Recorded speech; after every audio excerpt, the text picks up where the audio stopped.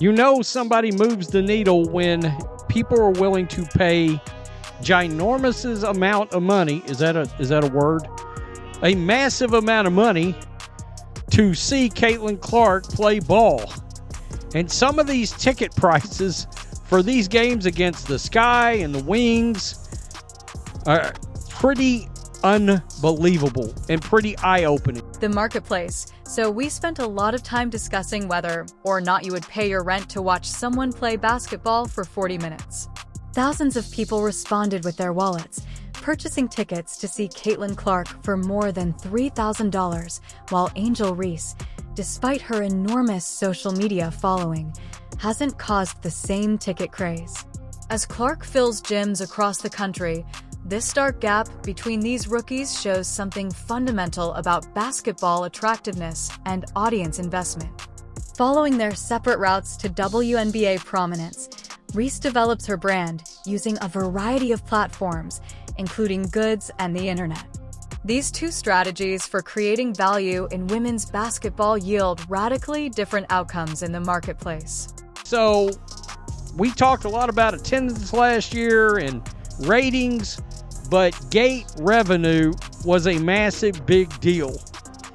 All right, people were willing to pay massive amounts of money above the actual ticket value, original ticket value, to get in and watch Caitlin Clark play ball. That's correct, but let me tell you something crazy now.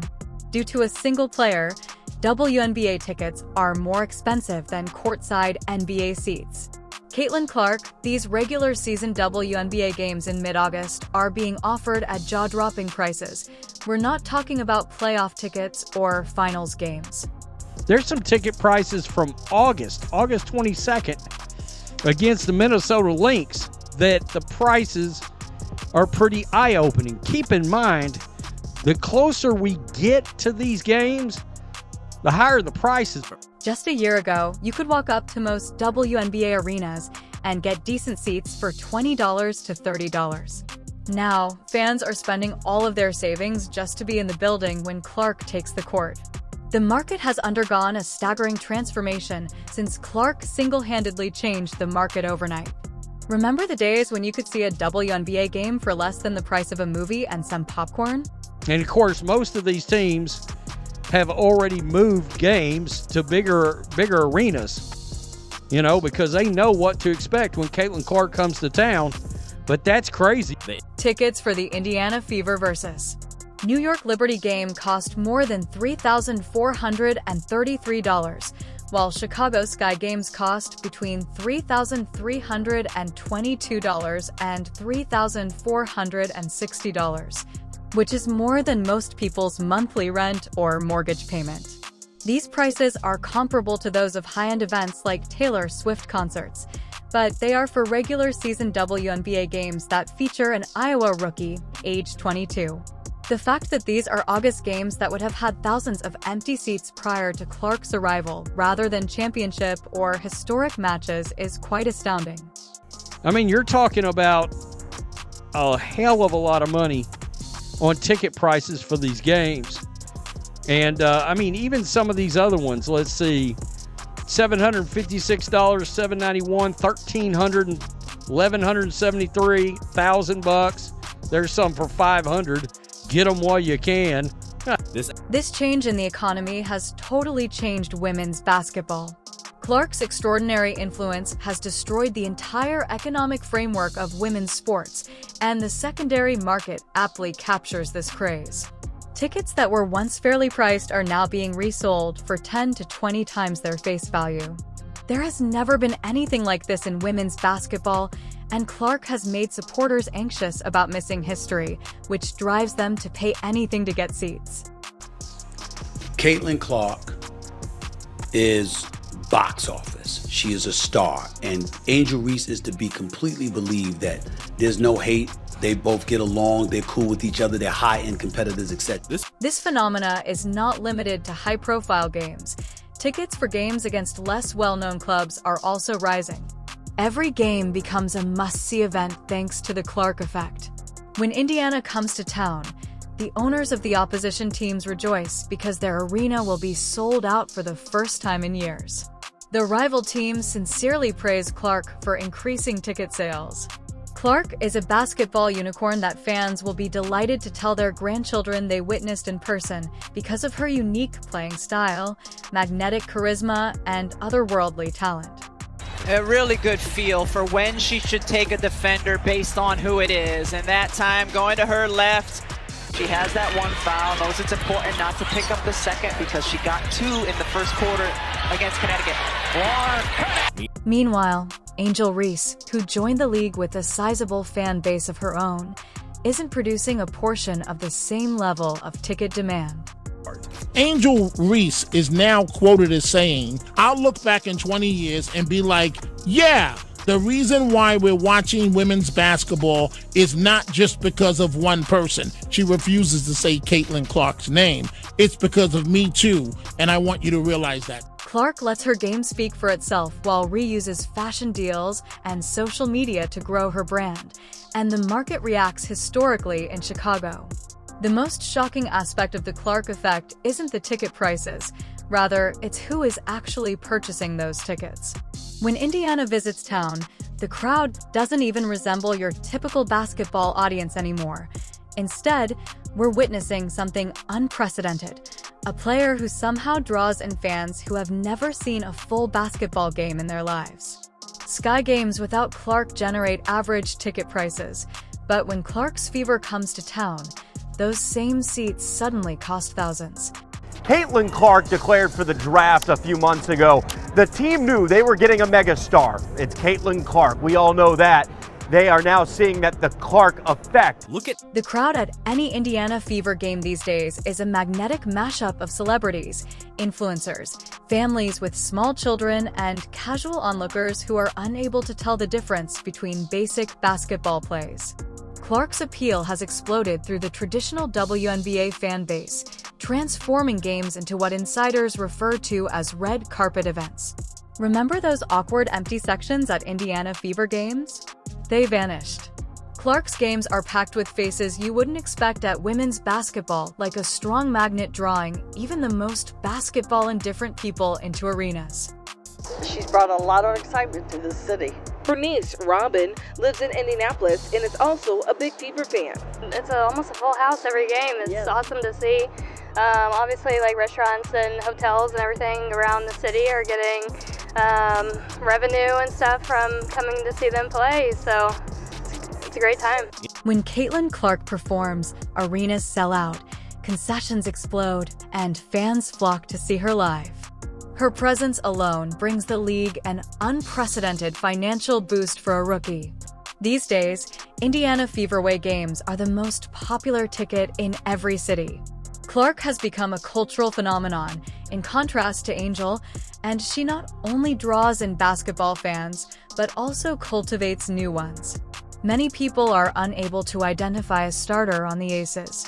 Rhea is astute, and she controls social media. Unlike Clark's, her fan base hasn't resulted in ticket sales. Rhea shifts algorithms, Clark shifts arenas, and the league's overall economy is revolutionized. Commercial where she goes nothing but that. No, that commercial took weeks to make, man. Cause bang! McDonald's be trolling me at this point, cause this is everything but that. Bang! Again! No, why? What is she doing? Hear what none of y'all say. She's my favorite hooper. Look at this soft touch. It's like a pillow. Bang! You know that Caitlin Clark was more likely to make a three-pointer than Angel Reese was to make a layup? Yeah, that's a real stat. Bang! Just kidding, but it's close though. Last time, 3-ball, butter pecan. Fans and major media sources are anticipating Clark's second season at levels never seen before for any WNBA player, and the question isn't simply about raising rookie stats.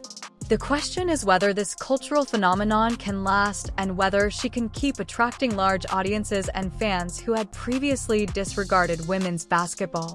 People pay thousands to watch Clark play because they are witnessing true excellence that is already altering the way the game is played at the highest level. Her rookie season was historic as she led the league in assists and three-pointers made. Expectations are sky high for the 23-year-old point guard. Coming into 2025 in her inaugural run, Clark was instrumental in securing the Fever's first playoff berth since 2016, led the league in assists and three-pointers made. Excellence comes with a cost, and the statistics from Clark's rookie season show why ticket prices are constantly rising. You would think that a rookie would need some time to get used to playing in the professional league, but Clark broke expectations in her first season, and her coach is already working to make her unbeatable the following season. Looking at Clark's rookie resume, which reads like a veteran All-Star's career highlights, you can see that she earned all WNBA first-team honors, making her one of the league's top 5 players, a rare accomplishment for any rookie. This speaks to her generational talent, setting her apart from typical first-year players who only hope to contribute to their teams. Think about that a minute. She's a rookie, led the league in assists and three-pointers made, named to her first All-Star game and all WNBA first team.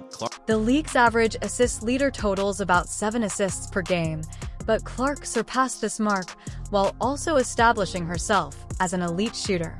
This dual threat capability fundamentally altered how teams defended against the Fever, turning the Indiana Fever from basketball's forgotten franchise into a playoff contender after 7 long years without postseason basketball since 2016. Clark dominated the WNBA in both assists and three-pointers, categories that are normally dominated by specialists rather than rookies. Clark's entrance coincided with the team's comeback to prominence. With her leadership and talent, she improved everyone around her and altered the course of an entire organization. That Caitlin Clark is the golden goose. She's the cash cow. And wherever she goes, ratings follow. The WNBA draft, the doubleheader to open the NBA season. Ratings. I'm going to remind y'all that in the 28-year history of the WNBA, only 9 players in the league's history have eclipsed on-court earnings of $1 million. The organization's dedication to building around their star is demonstrated by coach Stephanie White, who acknowledges Clark's enormous potential and is strategically developing her game even further. White specifically focused on helping Clark diversify her finishing ability and make her unpredictable for opponents. I think from just a straight basketball perspective, making sure that we help her diversify, her finishing ability, diversify in the way that it's not predictable, to be able to be equal in terms of production and facilitation going right and left, to be able to have different types of finishing looks, whether it's, crossbody finishes, whether it's floaters at the rim, whether it's quick floaters, long floaters, Euros. In Fever procedures, Clark's game is already taking on new aspects as she works on off-ball cuts to create scoring opportunities, develops sophisticated finishing moves around the basket, and improves her already remarkable passing abilities. This commitment demonstrates a player's desire to keep getting better rather than relying just on early success. Can't quite be as fundamentally predictable with as much athleticism, speed, quickness, and as much as the game plan is going to be geared toward her.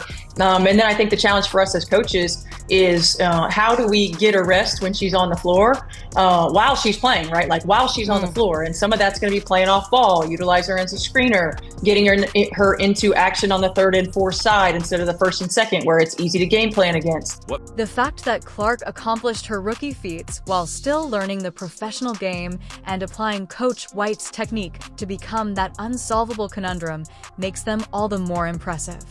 Fans spend thousands of dollars on tickets because her ceiling keeps getting higher. While Clark devotes her off-season time to basketball growth and team success, they are watching the emergence of what may turn out to be one of basketball's greatest careers. Her unwavering dedication to become better contrasts sharply with other rookies who put more emphasis on developing their personal brands than honing their basketball talents. If you want to see Clark take the court live this year, the tickets are available for all the 2025 Fever games, including 7 against Angel Reese, 4 with Paige Becker's Dallas Wings, and a quartet alongside Breanna Stewart's reigning champion. The WNBA as a whole is experiencing a financial earthquake because to the players' disparity, which extends beyond their practice habits. Would you think that regular season tickets against the Minnesota Lynx are close to $900? These are regular season games that were essentially throwaway contests only a few years ago. They are neither playoff tickets nor championship games.